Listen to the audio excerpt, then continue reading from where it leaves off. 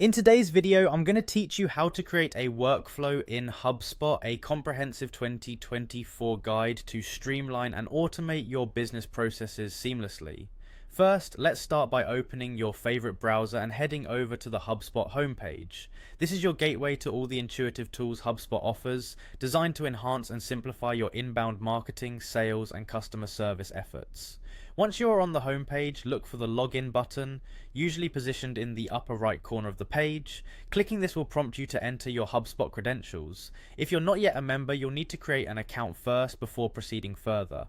After logging in, you'll be directed to the HubSpot home. This is your control center where you can access a myriad of features. What we need to focus on today is the automation feature, which is pivotal for creating workflows. So direct your attention to the top navigation bar and find automations. This section is designed to help reduce manual tasks by automating repetitive processes, allowing you to focus more on what truly matters for your business.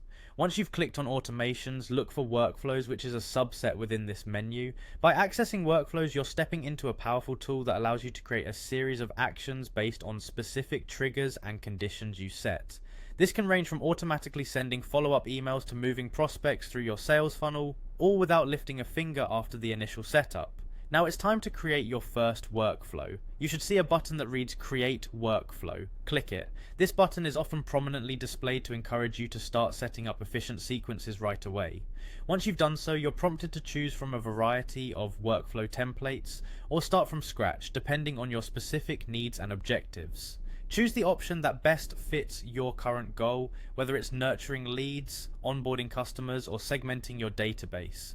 After making your selection, you'll be guided through several steps to define the workflow's trigger and the series of actions you want to perform automatically within HubSpot. Remember, each action you set up should work harmoniously to drive your desired results, so take your time to ensure these are aligned with your goals. Finally, once your workflow is set up and ready to go, all that's left is to activate it. You can continuously monitor its performance and make adjustments as necessary by using HubSpot's analytics and reporting tools. And there you have it, a streamlined, effective way to handle your business processes with HubSpot's workflow automation. Thank you for tuning in today, and don't forget to subscribe for more insightful guides and tips to optimize your business operations.